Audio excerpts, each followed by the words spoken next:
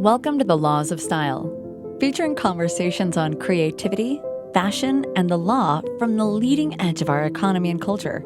Hosted by noted fashion lawyer Douglas Hand. Hello and welcome to the Laws of Style. I'm your host, Douglas Hand, and today we are joined by activist Marina Testino. Marina, thank you for joining us. Well, thank you so much. I'm so excited to be here. Well, you have built a career at the intersection of fashion, sustainability, creativity, and really cultural storytelling. What first made you realize that fashion could become this vehicle for impact, not just expression? I mean, my whole family is in the fashion and art space, and I was just born around it, so I always knew that I would be in that industry. And then at the end of the day, everyone wears clothes. So fashion is an international language. Everyone somehow understands it. And it also it makes movements, it changes perspectives, it creates trends at a speed that not a lot of industries are able to do. So I decided to use fashion as a medium to educate and talk about consciousness, but in a creative way. Instead of talking about sustainability in kind of the mentality that we think sustainability and wearing sustainable clothes means like not washing our clothes or wearing potato bags or white t-shirts. So really using fashion as a medium to talk about sustainability. Yeah, well, I love that. It clearly goes beyond language. I mean, you yourself, you speak multiple languages, but to be able to give that imprint across all languages with fashion makes perfect sense. And certainly your campaigns have made sustainability feel accessible. I feel like it's not telling people what to do, but inviting them just to participate in the conversation. As you mentioned, you can't be telling people to be more conscious or be more sustainable or do this because they won't do it. So with all of the campaigns and all of the projects I've done, it really is like, I want to make something fun, creative, cool. So people want to be part of it. I'm not telling you need to be more conscious. You're like, why not? I'm going to challenge myself and try this. So what all of my campaigns have in common is color, creativity, fun. They're really fun. They're very engaging. And it's easy. I'm not telling you read a report. I'm telling you like, hey, try wearing the same thing for a week and style it differently. Try wearing only yellow pieces from different sustainable brands, rented pieces, borrowed pieces. So it really is, it's kind of a game. So really gamifying sustainability within a fashionable level. No, I get it. I mean, in a way, you're kind of using the power of aesthetics to communicate a message. And to that, I mean, why do you think aesthetics are so powerful as a communicator? We like beautiful things. We don't buy something because it's the right thing to do. We buy something because we like it. And I think that's a key point in the sustainability space that a lot of people miss. They keep thinking like, oh, I'm going to make this really sustainable t-shirt.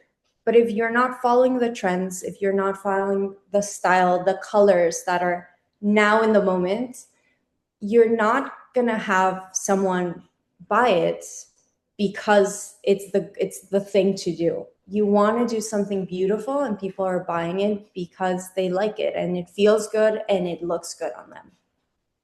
Well, you have worked with some major brands, major luxury houses, some known for environmental consciousness, some not. Stella McCartney, Gucci, and a lot of emerging brands as well. What do you think established institutions underestimate about sustainability and cultural change? At the end of the day, the fashion industry is a creative industry. And we kind of forget that why aren't we putting that creativity into finding solutions to be more conscious, use better materials? Instead, we're using it in a different way, but we could use all that creativity to produce more consciously. And also, I've worked with a lot of brands, and almost a decade ago, I positioned myself in only working with brands that have positive impact or a sustainable capsule collection or are giving back. So when I worked with Gucci, I worked with when they launched the first sustainable collection. And like that with a lot of major brands that I've worked with, their brands when they've pushed their first sustainability collection and initiative. Yeah. Well, so let's pull out, fashion's relationship to the environment. Um, it is one of the dirtiest industries on the planet, second only to oil and gas. But given that the fashion industry is predicated upon consumption and this consumptive cycle, and the word fashion, has its counterpoint in out of fashion, right? Or unfashion, which in a way, brands are trying to convince you are if you are not with the current season that they have produced and are putting out there to sell. So, what changes do you think, and they're big ones, but what changes do you think are necessary to create a more sustainable future? The most important thing and the quickest thing that can be done is the law. And if governments start implementing laws for brands, that's how immediately brands will be able to change from one day to another. Because for example, I don't know if you in Kenya, there was a law that suddenly they prohibited using plastic bags anywhere. And I think the fee for using plastic bags was like 5,000 pounds or dollars or euros. Within months, they got rid of all plastic bags. Wow. So the law is super important, and obviously, if the governments are able to implement laws to restrict the amount of production, the amount of materials that we're using, synthetic materials, that now we have more than 60% of clothing is made out of synthetic materials, which is all plastic, which we wear in our skin.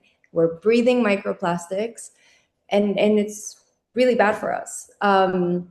Then there's so much clothes that renting, borrowing, secondhand, the idea of buying something new for an occasion instead of looking where to rent, borrowing a dress, looking at secondhand is crazy. And there's so many of these events or weddings or parties that there's a specific theme, and you're buying something that you're not going to wear again. Yeah.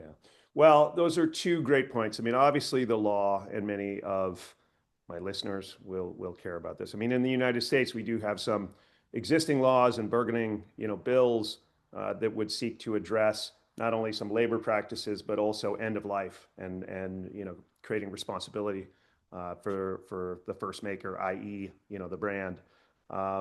That's the law's purpose in a lot of way. I mean, capitalism is great as a system. It works very well. But where it doesn't work, that is where the law needs to step in and change incentives so that it can work.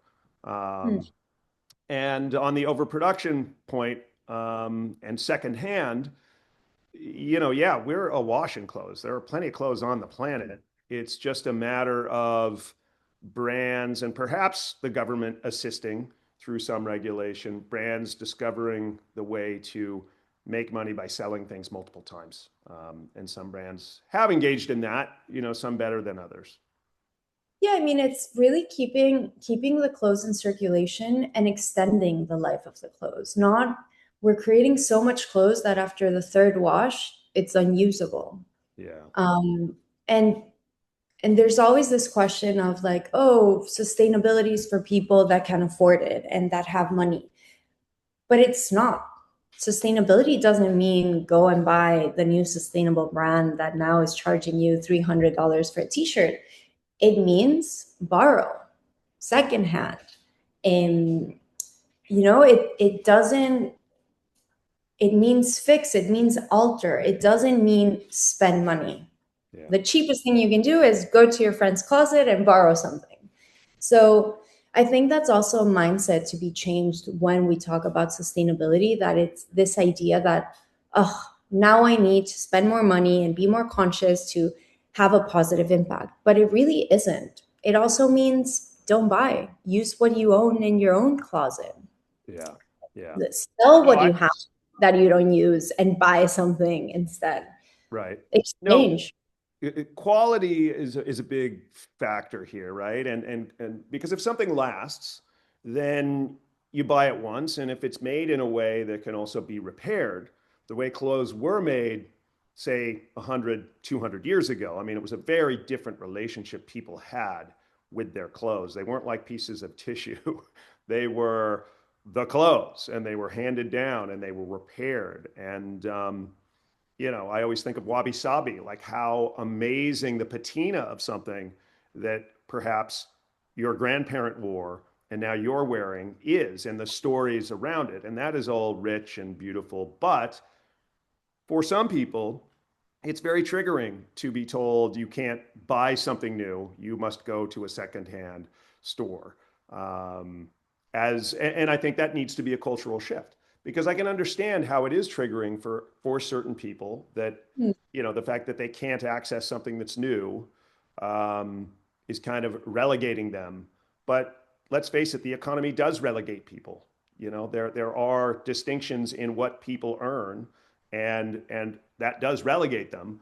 But it shouldn't be so charged with, sort of, and therefore you are this kind of person. I Yeah. mean, the shift to you're a person who cares about the planet and Mm. also sees the wastefulness in the system. And so, yeah, of course you're going to shop secondhand, because while that beautiful, let's say Gucci or Burberry trench coat is beyond your means, the used one may not be, or the borrowed one certainly isn't. I mean, I also think it's a marketing thing. The moment, like now, like 5 years ago, secondhand was seen as like, oh my God, I can afford something new. Why would I buy something secondhand? But now it's called vintage.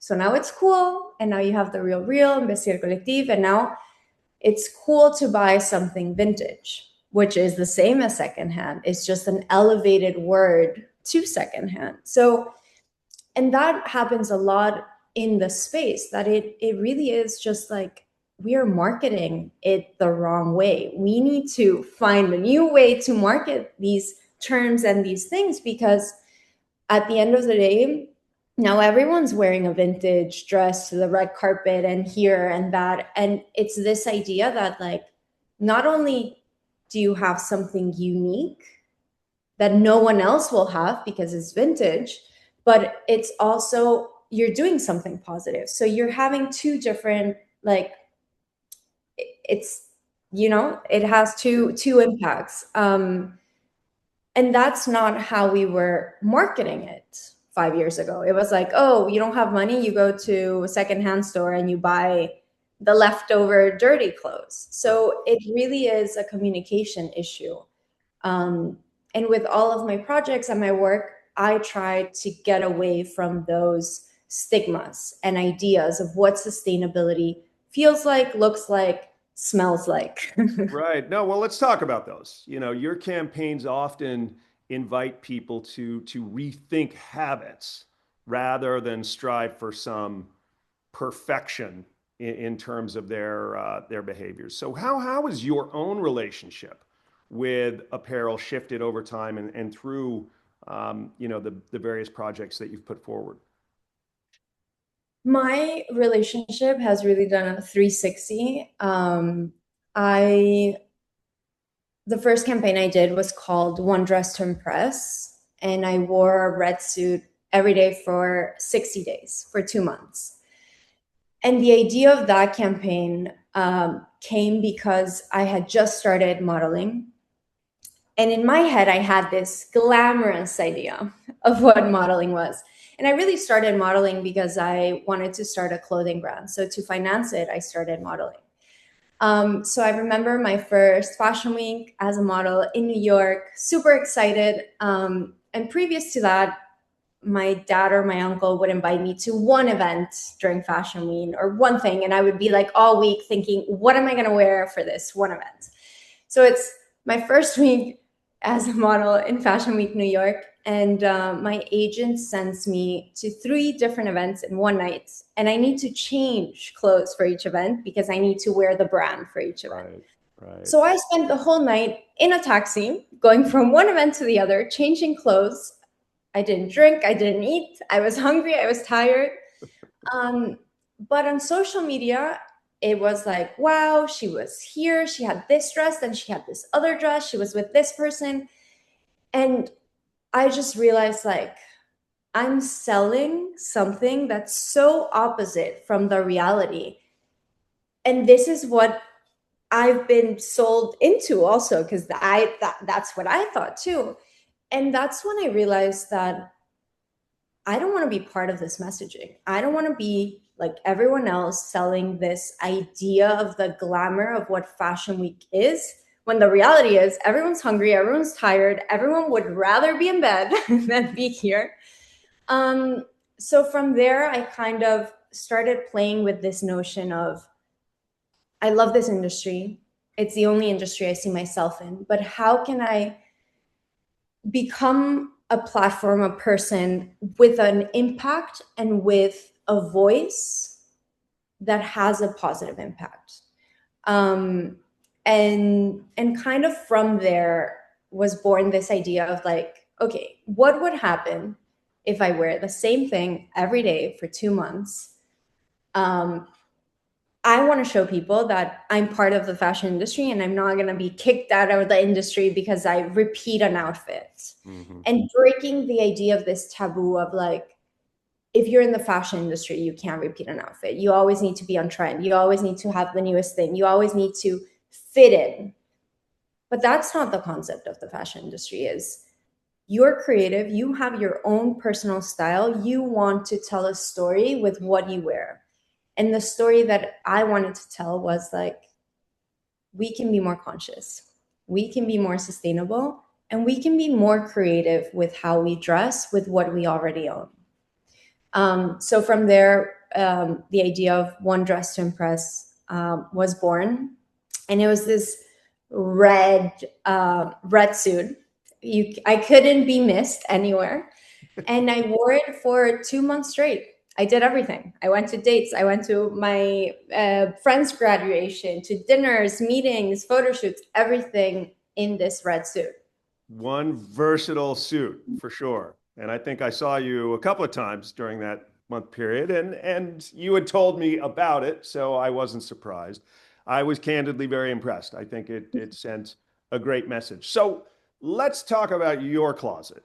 In particular, what do you do with older items? Do you keep everything? Do you have an economy of your clothes? Do you have a friend list that you share with? What is your ethos around your wardrobe?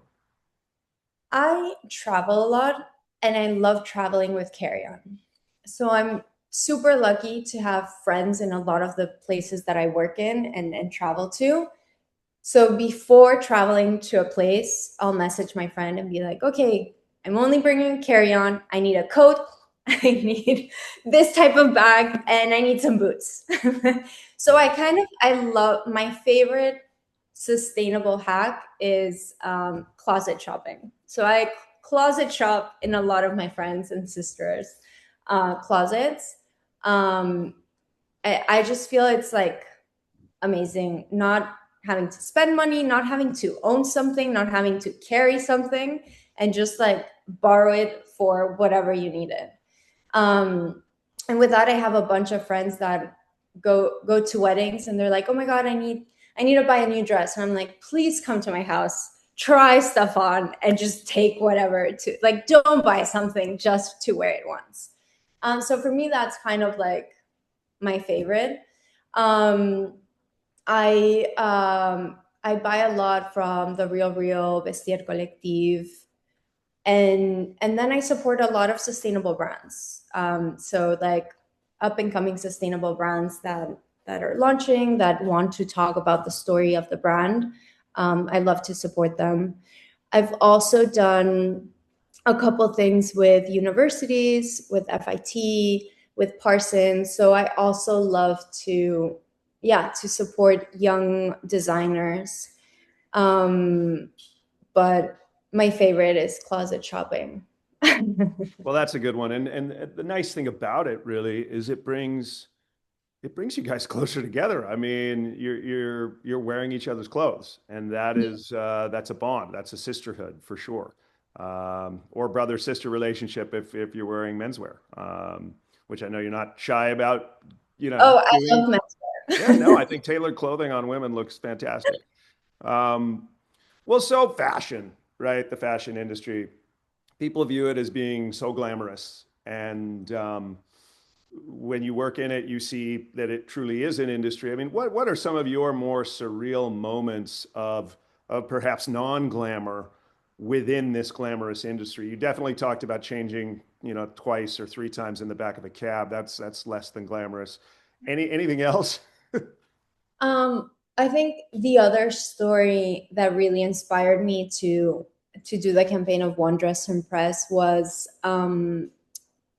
a brand had invited me to their opening of their new collection, and they sent me the lookbook to choose what to wear. So I chose this red suit. And then I went to the event, everything great. 2 weeks later, the same brand has another launch of another capsule collection. They send me the lookbook, and I just tell them, like, don't worry, I'll wear the red suit from last time. I don't need to pick another outfit. So I go to this event, and 3 people at that event just came up to tell me, hey, you repeated that outfit from 2 weeks ago. And I was 23, I want to say, at that time. So for me, for 3 older people to just come up to me and kind of like call me out for supposedly doing something wrong, right. Was I felt so embarrassed. I felt like, wow, I don't fit in this industry. Like, what am I doing? I don't know what I'm doing. And after kind of like sleeping over it, and the next day was like, you know what? Fuck it. Why do I need to feel uncomfortable when a red suit looks great on me because I wanted to repeat it and it looked good and I felt good in it?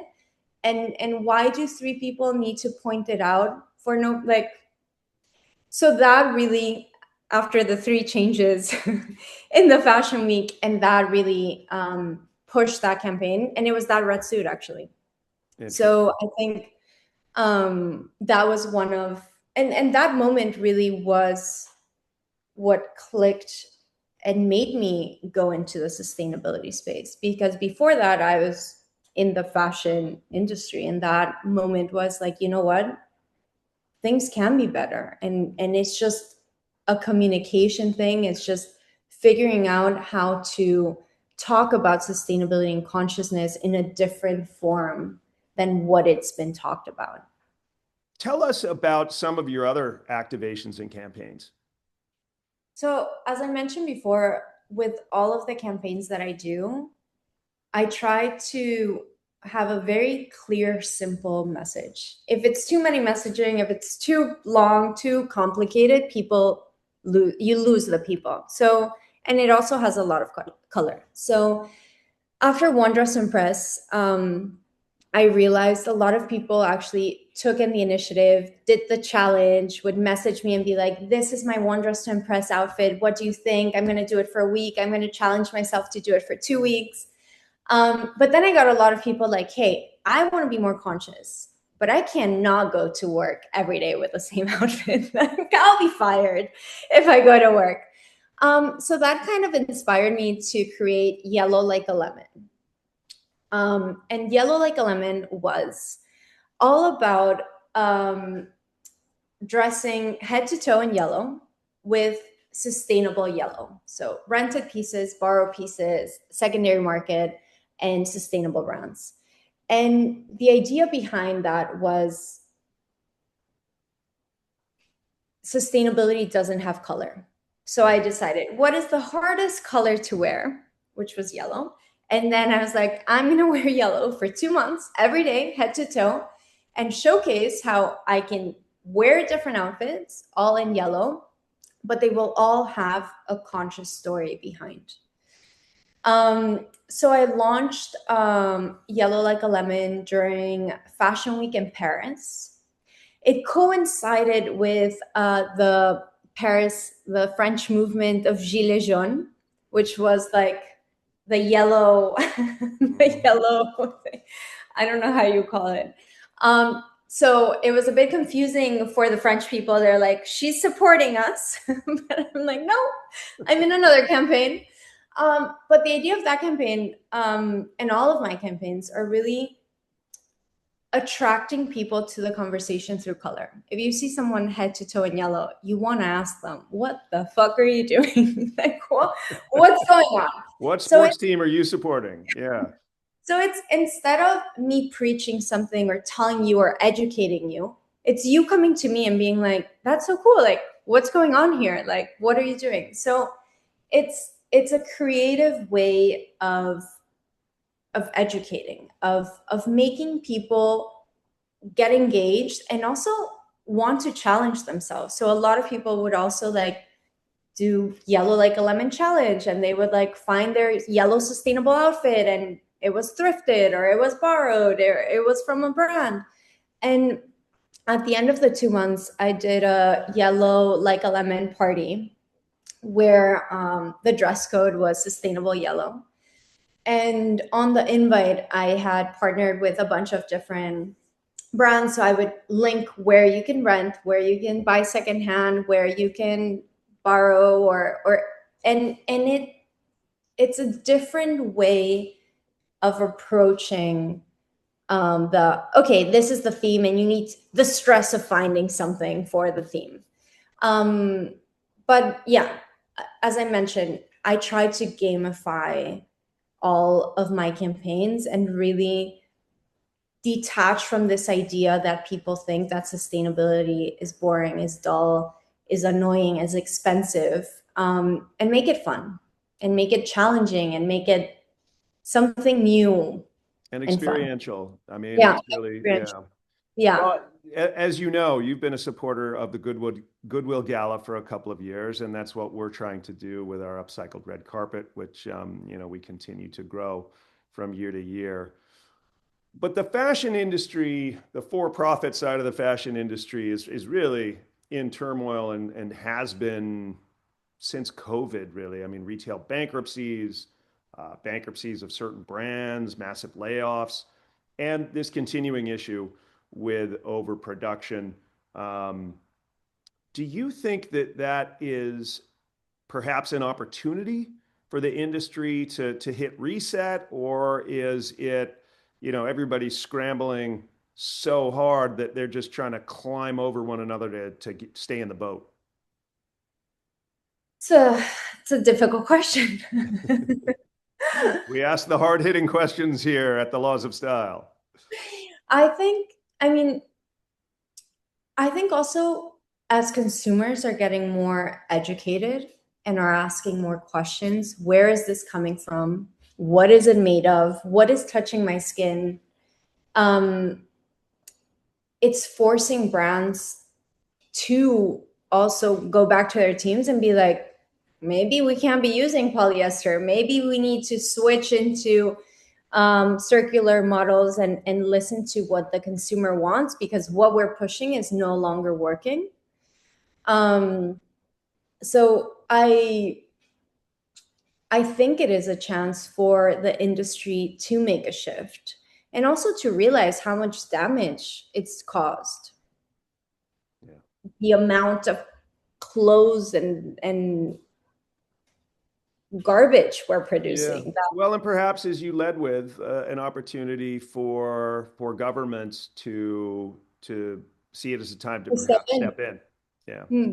Um, Good one. Well, let me ask. This is a total shift, but I remember when my wife Monica and we vintage shop wherever we go, and one of my favorite places to vintage shop is Madrid. I feel like the vintage stores there are awesome. They're just treasure troves. I would love to hear from you what you think, and I'd like you to focus on women's wear. Just the three cities that you think have the best vintage scene for, you know, lightly loved and used apparel. I think London is amazing, Paris, and I've been told Tokyo is really good. I haven't been. Okay. Um, but I can, It is certainly for menswear. yeah. No, but I have so many friends that have been there and they're like, you have to go. And I'm like, hopefully soon.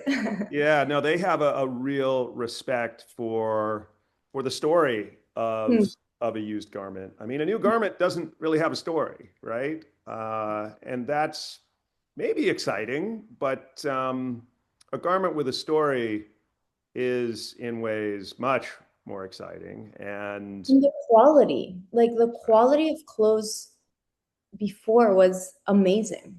Like now, the prices are up, but the quality's down. yeah, yeah. Well, it's like we spoke about with quality. Quality used to be just a given. There was Mhm. no there was no way, particularly with local production, you could envision making a t-shirt that would retail for $5. Yeah.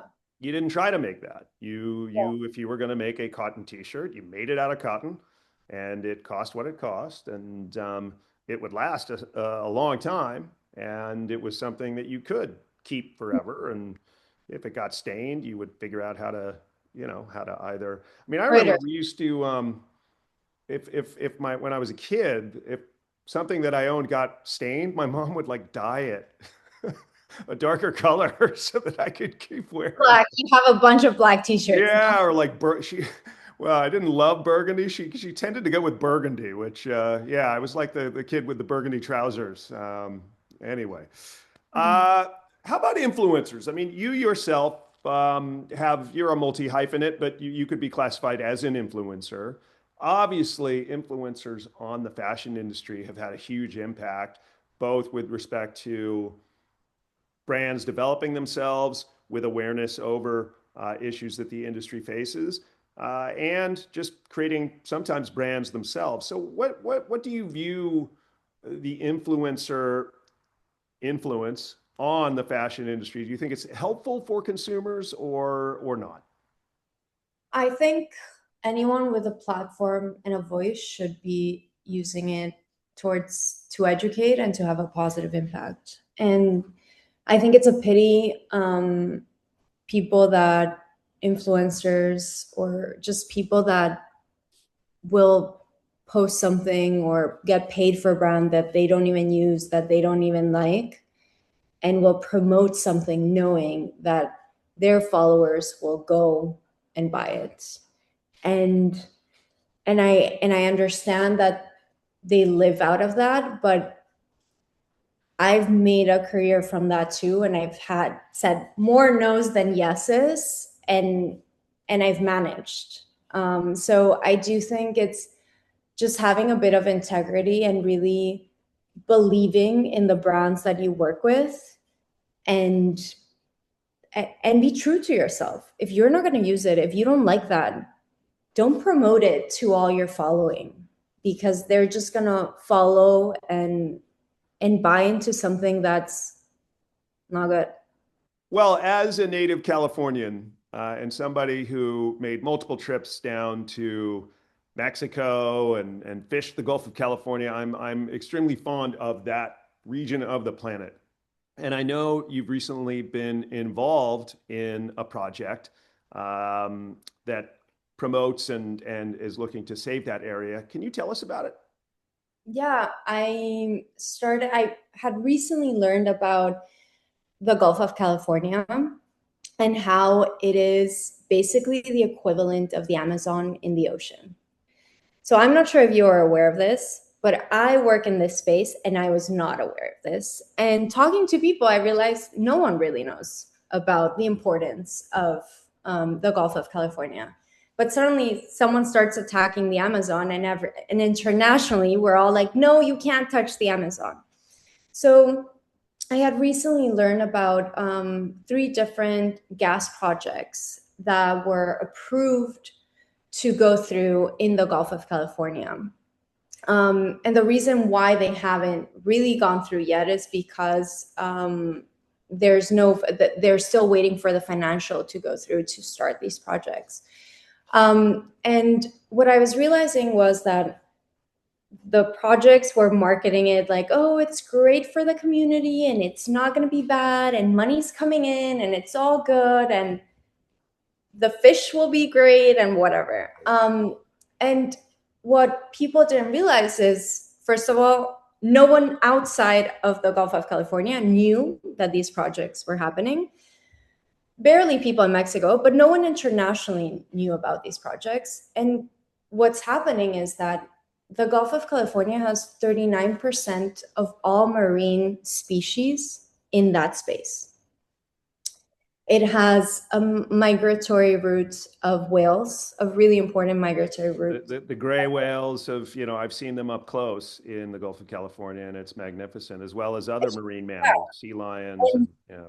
It is the Amazon of the ocean. So if these projects go through, that means it's not only affecting that area, it's affecting oceans all over the world. And obviously, there's a lot of, it's very tricky with government there, and there's a lot of activists trying to fight this. So I got together a team of biologists, climate lawyers, activists, and artists as kind of a brainstorming session to understand what the situation is and what can we do to educate, but also to bring awareness internationally, because no one's even aware of the importance of the Gulf. So I created this campaign called Aquarium of the World. And the idea is to take a picture of your favorite beach, of your favorite place, and talk about why that place is special. Because if these projects go through, that place might not be that special anymore, because it will affect, it will have a trickle effect everywhere. And one of the biologists I'm working with was telling me that they believe if these projects go through in the next 7 years, he doesn't think whales will be coming into the Gulf. Wow. So it's a really important, for me, it's a very important campaign because it affects everyone, and being able to curate this campaign and make it global and international so people are aware, and there's pressure for the president of Mexico to not go through with these projects in a creative way, not in an aggressive way, is a different way to approach what has already been done, that there's a lot of activism and protest in the area. But I wanted to take it into like, how can we talk about it artistically, peacefully, and bring more awareness through education? Yeah, I mean, I'm going to date myself, but back in 1992, with my best friend from high school, we drove an old Bronco all the way down to Cabo San Lucas from Laguna Beach. And that is a wild coast. It is very unpopulated, and it is extremely beautiful. But I think probably some of the elements of the lack of population, and until you really get to La Paz and Cabo San Lucas, there isn't much tourist interest because it's very difficult to get to. Again, you probably see the economics of the situation. There's nobody that is local in a lot of those areas to stand up and say, I don't want either an oil rig or, oil transport or drilling on this particular coastline, because again, it's still, very, very sparsely populated, and with a fairly disenfranchised group of Mexicans. It's, they're not urban Mexicans along that interior coastline. And the problem is also like, it basically means that bigger boats with more noise are coming in. And last year, 92 whales died because of boat collisions or because the boat collisions left them deaf. And they see through hearing. Mm-hmm. So they were not able to eat, they were not able to do anything because they were deaf. And this was not even with these projects going through. So it really is an emergency to be able to stop these projects from going through. Yeah. Wow, that's a heavy one. It's hard to see what's going on underwater, which is why, it's easy to do damage without people rising up against it. So, Marina, we're at the end of our time. I really appreciated chatting with you as I always do, and I know my listeners will have gotten a lot of this. Thank you so much. Thank you so much. It was very exciting to talk to you and go through all these questions. All right, everybody. Bye now. Bye. You've been listening to The Laws of Style with Douglas Hand. For more information, go to our website at www.hballp.com. And you can also follow us on Instagram and Twitter at Hand of the Law.